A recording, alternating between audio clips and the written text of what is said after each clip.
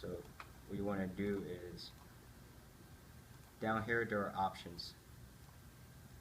Here you see solving.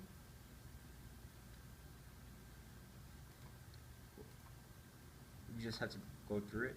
If I click on match source, it'll completely match the skeleton, or try to match the skeleton to at a 1:1 ratio basically. And that could work, that could not work. You see here, it's going way out of control because it's trying to match our source skeleton at a 1:1 ratio. We're not going to want that. Here, with that off, it looks more realistic in our 3D field of view. So that's for retargeting. But say we want floor contacts, right? Click on floor contacts, it's under modifiers. And then here we have the options to turn on hands floor contact. So your hands won't be going through the ground even when you're doing motion capture. It'll designate this as the ground plane, and whenever it goes past, like say you're at -1 for Y, it'll just stop at 0 because it's hitting the ground. It's calling that the ground plane. And then we have feet floor contact. I usually turn feet and toes on. I don't really touch the hands because how often are your characters going to be on your hands on the ground? Turn those on. And then there's also a lot more properties here for row mode. That's only when you have more than the base joints. So here you could see left arm row, left forearm row. Those are the in-between joints Mark mentioned earlier, between the shoulder and the elbow. That's for better deformations, and Motion Builder will read those and map them to your characters. And then there's offsets, which tell you how much you want your character or for the retargeting for your character to be offset from the original source. So those are just different properties you can mess around with, but we have the modifiers. Say we turn these on, but when we play it, it's not exactly working. That's because we had to rebake it. So we rebake it to its original skeleton, and then we'll have the floor contacts on. It no longer goes through the floor. Now say you don't like this because you can't edit in here. You don't like the editing in Motion Builder. You want to bring it back to Maya. You're more familiar with Maya, right? It's really simple. Select the mesh, select the skeleton, and this part is important because you want to right click and hit select branches. Why? That's because when you select the hips, you only select the hips. You never select the spine or anything underneath it. Motion Builder does not exactly work well with hierarchy systems, so you have to do the select branches. That way you select everything underneath. And you could hit File, Send to Maya, Add to Current Scene.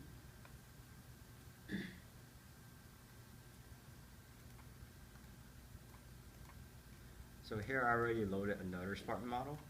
Say you did the motion capture on one character rig, but in the middle of your work you want to change it to another character rig, right?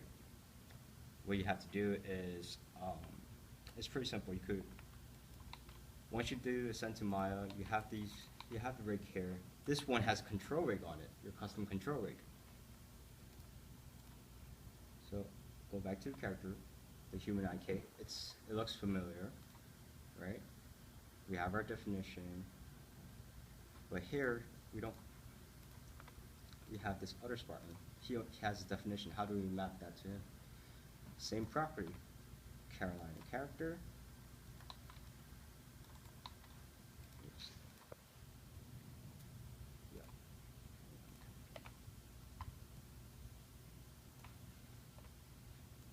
Oh, I'm sorry. This wouldn't work because it already has a control rig.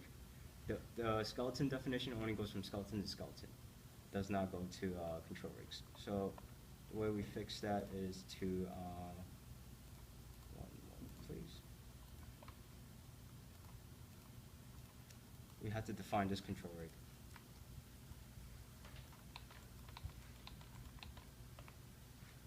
So go to, click on this little DaVinci, is that what they call it? The DaVinci thing? Yeah. And then we'll go to define a custom rig. So now we have these. And unfortunately, it's not like Motion Builder where you can automatically map most of these joints, because custom controls are different from joints. They're not standard. Joints are pretty standard. And these are FK controls for my rig. So FK controls will be mapped under these. Like, they're almost like joints. Say if you have IK controls instead, right?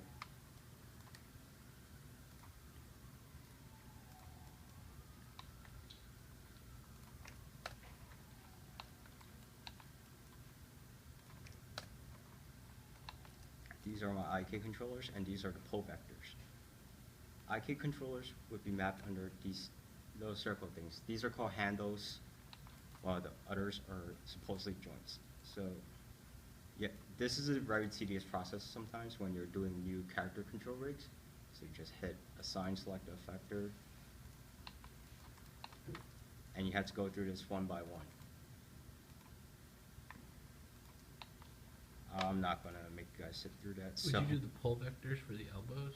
Actually, I do not do the pull vectors for the elbows, because you will get keyframes for every single frame for the pull vector, and that could become a really big mess, since pull vectors only are mapped through, you know, X, Y, and Z translations. That's why I actually do IK and FK blending. So that way, for this section, I will map this elbow FK control to midsection. It will say the translation attribute is locked, right? I'll just ignore the fact that it's locked because we're working in rotations for FK controls, which should be fine. I'll just open it. So it's the rotation on the joints versus the IK handle, kind of blending them together, right? Yeah. You have to switch between FK and IK anyways.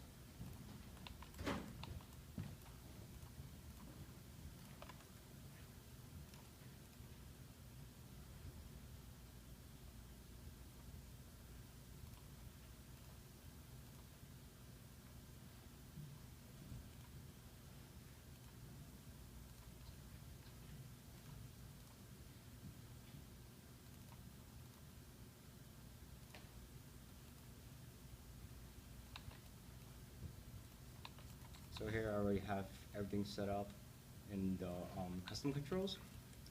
I'll just resend this, add to currency,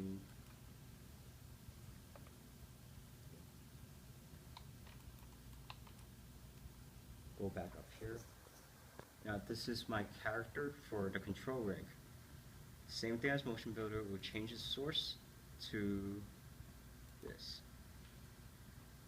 And now you see them almost perfectly aligned. And just like in Motion Builder, we will have to go to Bake, to Custom Rig,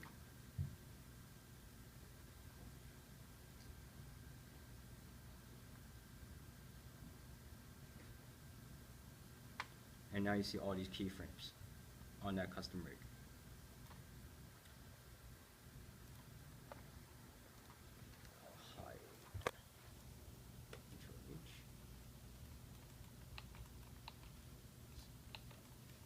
So this is our custom rig.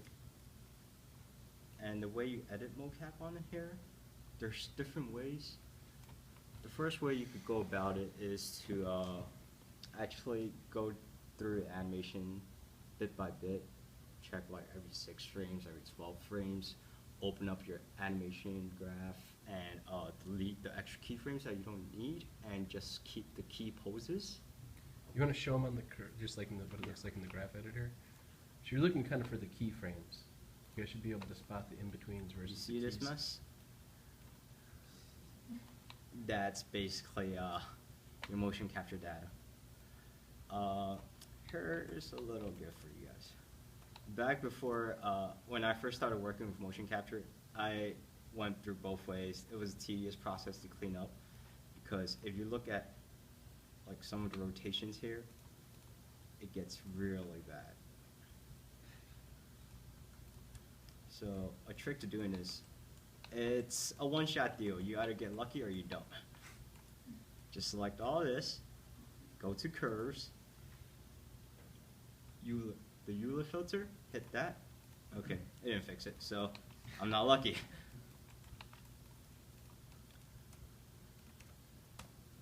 Change it out. There we go. And motion capture also gets really messy on IK control curves. So try this time. Curves, Euler filter, a little bit nicer. If I control Z that.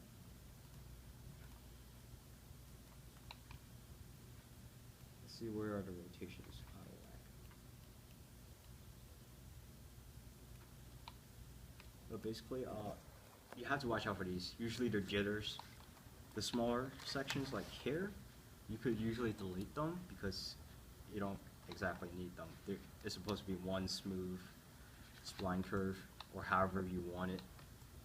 For instance, here, there's not much motion, so you don't need all these keys. You could delete that, and you call it a day. But the lazy man way of doing things, both ways work, I'm telling you. It's whatever you prefer, is to actually go here. Click on character controls, make sure this is selected. Basically, what you want to do is select all the curves you're going to be editing. And then over here, we would create new layer from selected. So if I select this, there's no animation data here.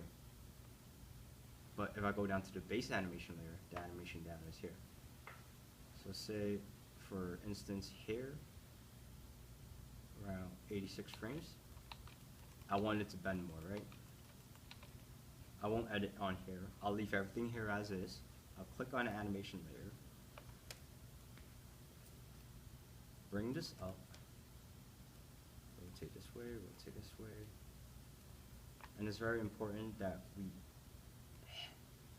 select all this, and then right-click, key selected. So now we have, this is basically an edit layer that is on top of the base animation. So it's like a filter. You have to pin it at the start of the motion, though? Yes, you have to pin it. So there's something also called the zero key, otherwise everything Before that is being translated with what you just dropped pretty on much. it. So 86. So we'll go back to, I guess, 78. And then over here, there's something called the zero key, which is the default. So between the start of that motion and to our edited motion. That's how you make these slight but small changes to make your animation look better. This is editing motion capture. Like, this is it, guys. But you have to be careful about doing it this way, because if you screw up somewhere and you forget to add a zero key when you need to, your animation can get really out of whack. It affects everything else. You probably got to pin it again after the motion too, right? Sometimes you do, sometimes you don't. It depends on what kind of effect you're going for. Okay. Do we have any questions?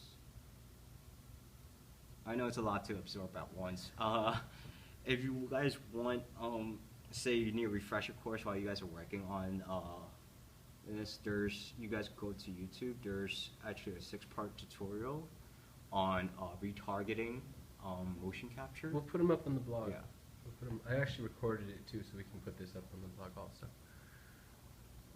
But the 6-part videos from CG Bros, they'll go through some small stuff like walk cycles and editing motion capture through the story mode.